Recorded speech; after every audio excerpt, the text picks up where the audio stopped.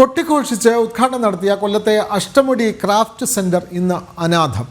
അഞ്ചാലിമൂട്ടിലെ ഈ DTPC കെട്ടിടം സാമൂഹ്യ വിരുദ്ധരുടെ കേന്ദ്രമായി മാറിക്കഴിഞ്ഞു.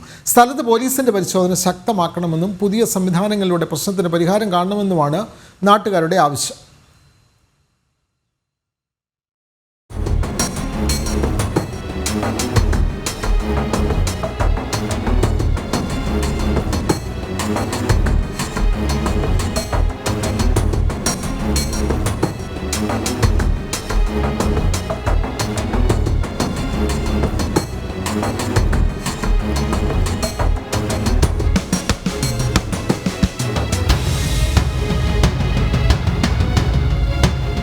Ashtamudi village craft museum.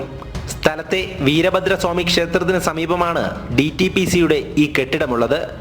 2019 അന്നത്തെ ടൂറിസം വകുപ്പ് മന്ത്രി കടകംപള്ളി സുരേന്ദ്രൻ നിർമ്മാണോദ്ഘാടനം നടത്തി. പിന്നാലെ 2021 ഫെബ്രുവരിയിൽ ആശ്രാമത്തെ പ്രത്യേക വേദിയിൽ മുഖ്യമന്ത്രി പിണറായി വിജയൻ ഉദ്ഘാടനം ചെയ്ത പദ്ധതിയാണിത്.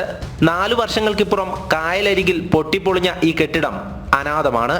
മ്യൂസിയത്തിനുള്ളിൽ അവശേഷിക്കുന്നത് ചില കരകൗശല വസ്തുക്കൾ മാത്രം. ഹോട്ടൽ നടത്താൻ കരാറെടുത്തയാൾ പിന്നീട് ലക്ഷങ്ങളുടെ സാമ്പത്തിക നഷ്ടം കാരണം ഉപേക്ഷിച്ചു.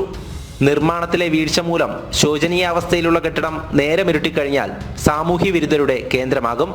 കെട്ടിടത്തിന് സമീപം മദ്യക്കുപ്പികളാൽ നിറഞ്ഞിരിക്കുന്നു. ക്ഷേത്രത്തിലെത്തുന്ന ഭക്തർക്കും ഇത് ബുദ്ധിമുട്ടായി മാറിയിരിക്കുകയാണ്. സ്ഥലത്ത് പോലീസിന്റെ പട്രോളിംഗ് ശക്തമാക്കണമെന്നും മറ്റ് ടൂറിസ്റ്റ് കേന്ദ്രങ്ങളിലേക്ക് ഇവിടം ബന്ധിപ്പിക്കുവാനുള്ള സൗകര്യം കൊണ്ടുവരണമെന്നും ആവശ്യമുയരുന്നുണ്ട്.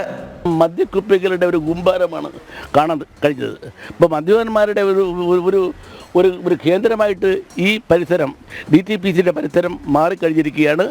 ശക്തമായ പോലീസ് എന്ന രാത്രികളെ പെട്രോളിംഗ് ഉണ്ടായാൽ മാത്രമേ ഇതിന് ശാശ്വതമായൊരു പരിഹാരം കാണാൻ പറ്റുകയുള്ളൂ.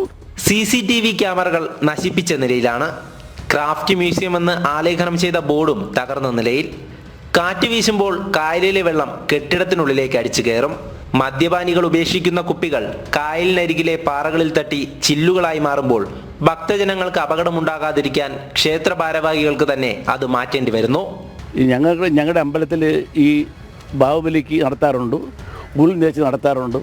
അപ്പോഴൊക്കെ ഈ കുളിക്കടവിൽ, ദേവസ്വത്തിൻ്റെ കുളിക്കടവിൽ ഈ കുപ്പികളുടെ ഒരു ആവശ്യം പോലെ കുപ്പികൾ പൊട്ടിച്ചിടുക. എന്തറിയോ, അവർ ചുമ്മാ എറിയും.